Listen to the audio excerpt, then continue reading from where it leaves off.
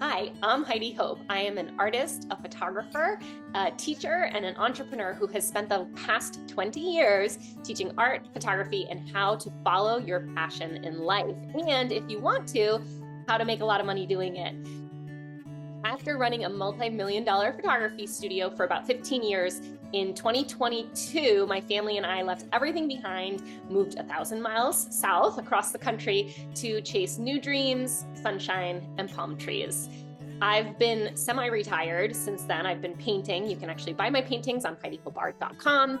And I've also been coaching other creative business owners since then. Most of the videos that I'll be sharing in the coming weeks and months are short but powerful snippets from the online courses that I've created over the years. If you like learning with me and you'd like to sign up for a full course from beginner photography all the way to Photographer Rising, which is my exact blueprint for building a 7-figure photography business with multiple revenue streams, you can visit HeidiHopeLearning.com and you can register for any of these courses today. Full courses have all sorts of extras like worksheets, business plans, and bonuses that you can't get here on YouTube. Plus, all of the info is organized in one place. You can go at your own pace online and learn sequentially there. The best part is, because you're supporting my channel, if you see a course that you love on HeidiHopeLearning.com, you can use the code YouTube, YOUTUBE, all uppercase, to save 50% of any of my online courses. I'm going to put the links below all of the videos. So you just go to HeidiHopeLearning.com, use the code YouTube, save 50% on any of my online courses.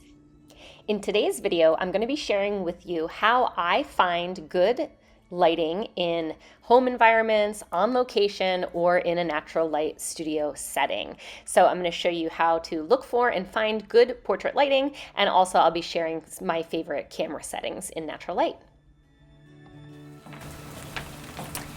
All right, so let's talk about my natural light setup and camera settings.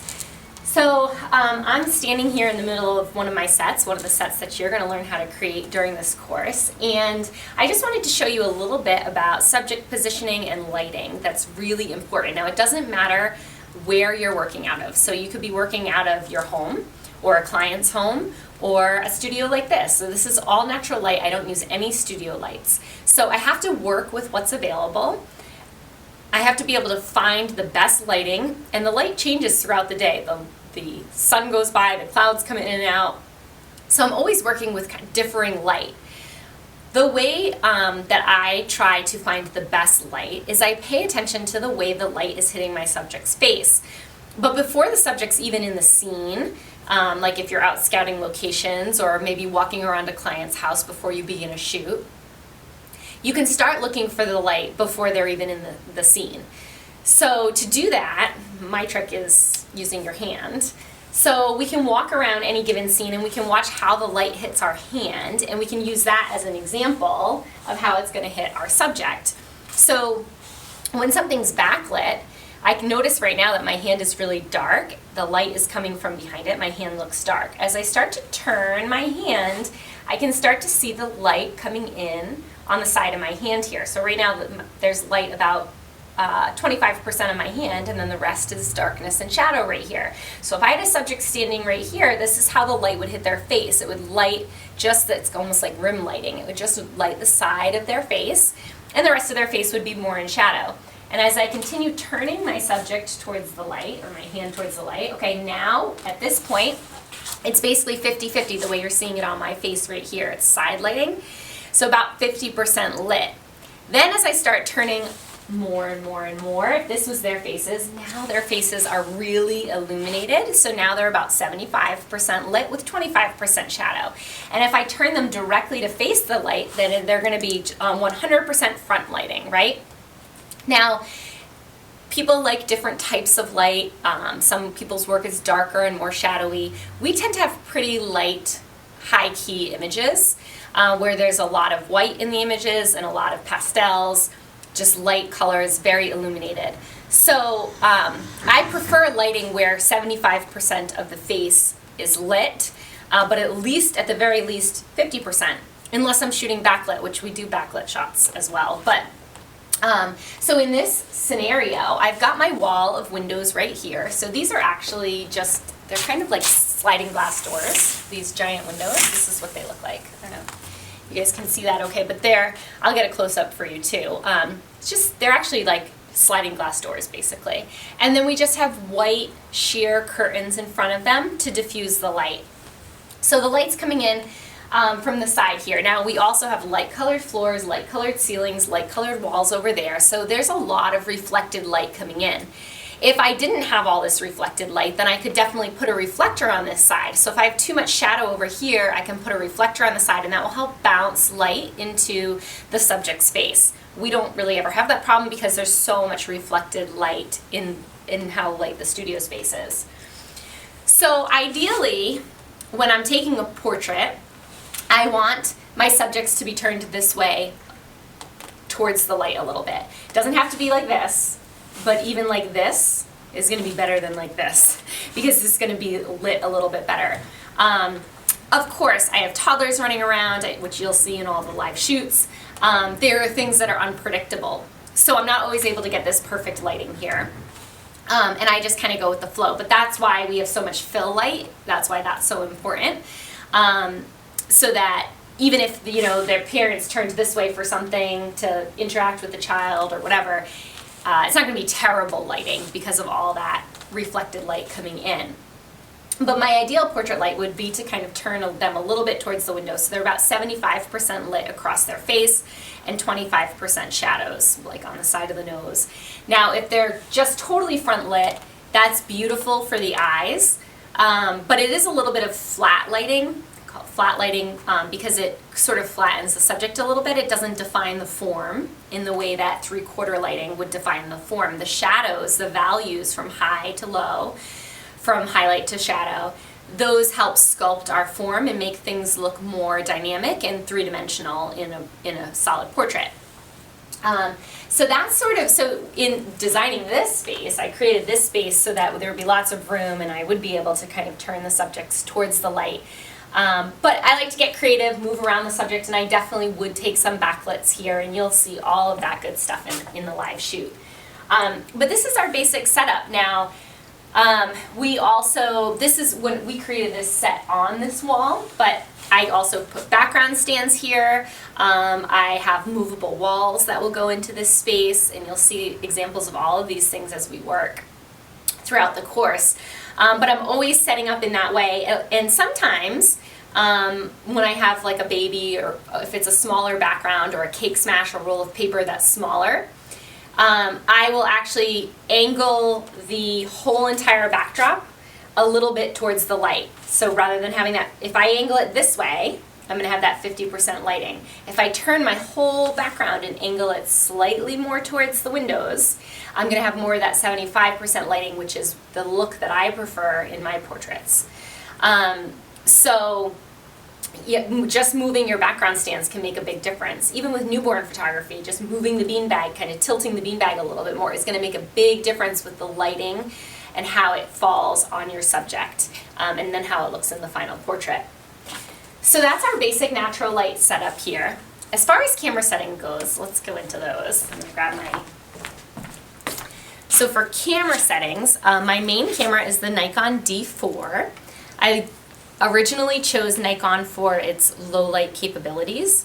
So this is my basic rule of thumb. I think you need to know your camera well. If you don't know where all the buttons are, what all the buttons do, like get your manual out and just practice and figure out what everything is for. When you're shooting in natural light, the light is constantly changing. So you have to be very quick about changing your camera settings. You have to be able to, in the moment, change something on your camera to be able to let more light in, to reduce the amount of light. If you're doing a still subject and then they start moving, I need to change my autofocus. So like I want to be able to change, have total control over all of the settings at all times. So get to know your camera really well. One thing I recommend doing is challenging yourself to shoot in manual for a while until it becomes really comfortable for you. So if you're not ready to shoot clients in manual, if you're, you just want to practice that at home so that you can screw up and it doesn't matter, that's fine. Just go home and take pictures of coffee cups and toys and whatever.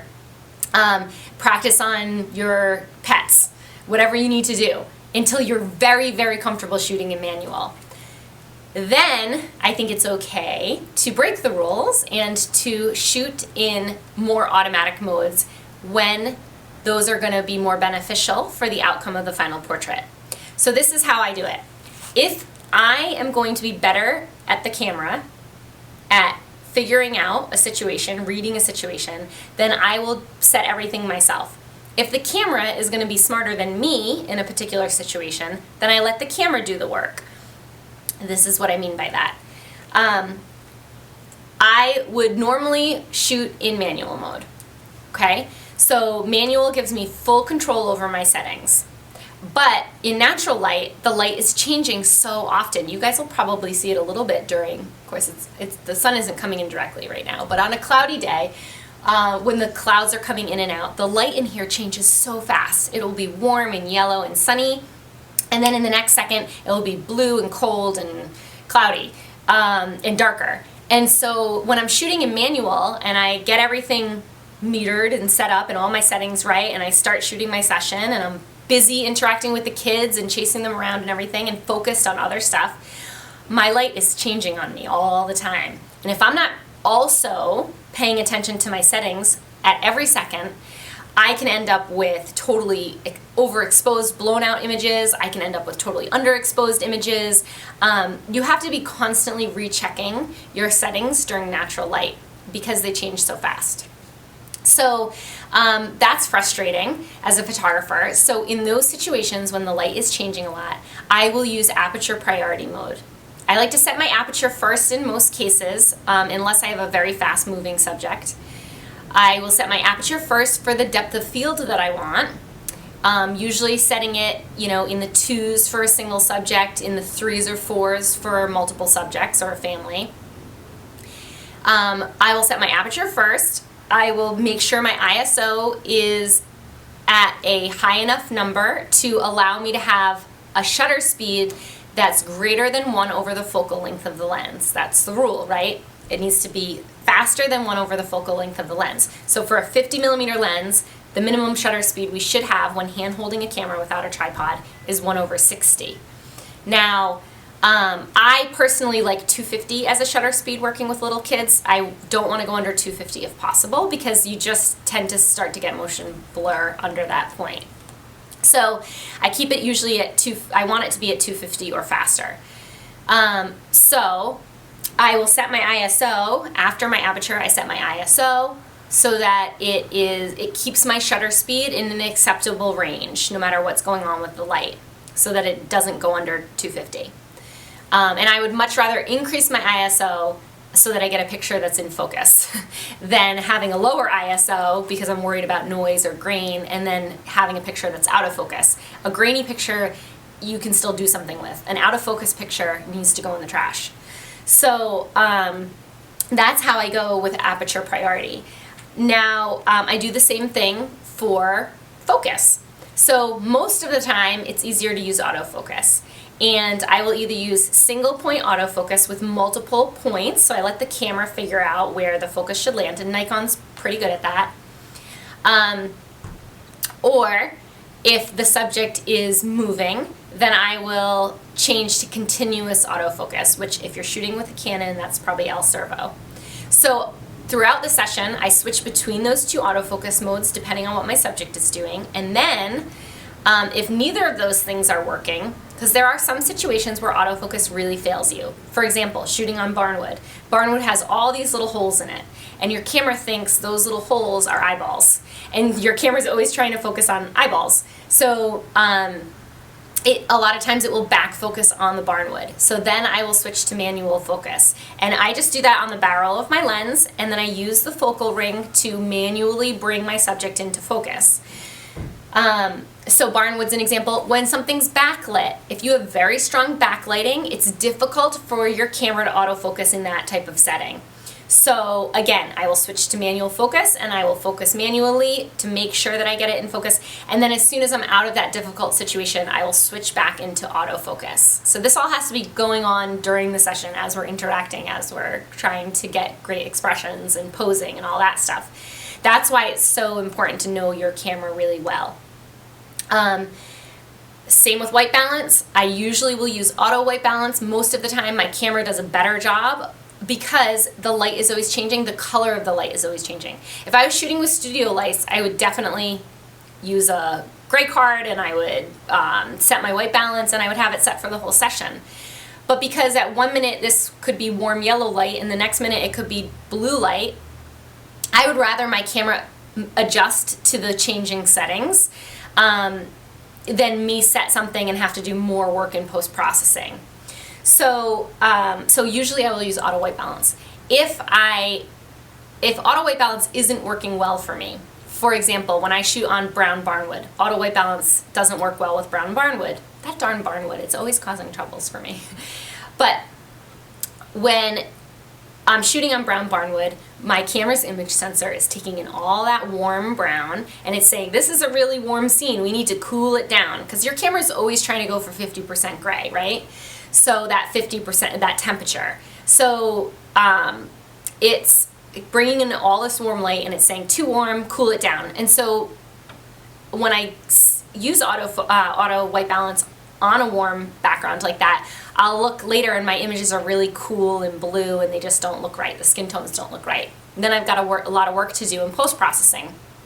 So in those type of situations, or if I'm shooting on a strong colored seamless, that's another time that happens, like turquoise seamless. It's going to be like, oh, all this cyan coming into the camera. We're going to balance it with magenta and then the images look weird and red.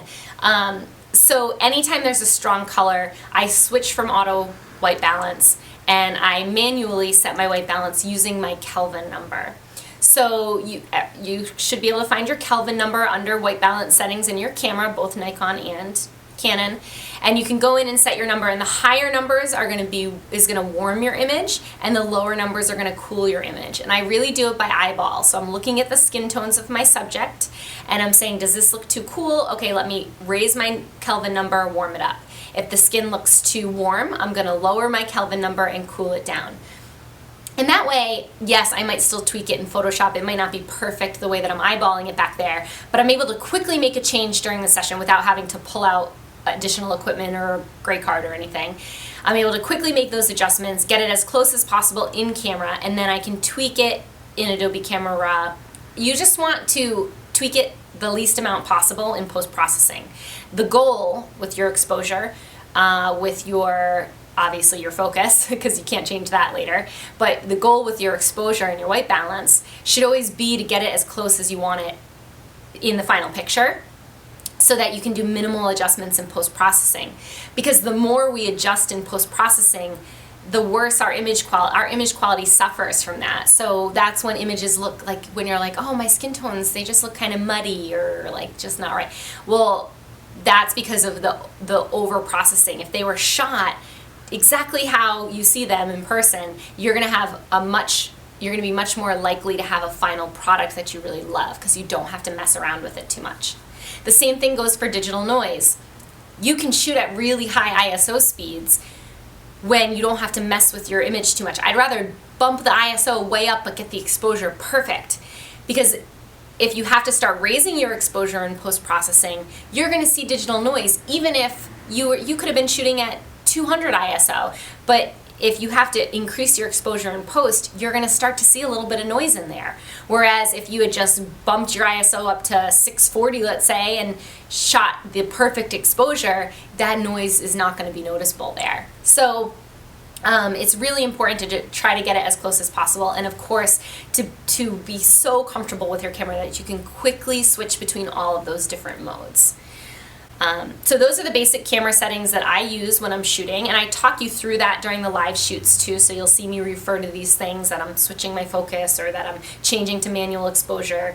A lot of times I will shout out my camera settings, but here's the thing with natural light photography. Like, my settings aren't settings that you're going to be able to use necessarily during your shoot. They're not like a rule, because the light's always changing. So you might have more light or less light, and day to day it's going to change for you. And so there's no specific settings that I even start on, because the range of light that I'm using is so great. This is very different from studio lighting. And so I just know my bare minimum numbers. I know I know my aperture. I basically am using that to control depth of field and to let as much light in as I can.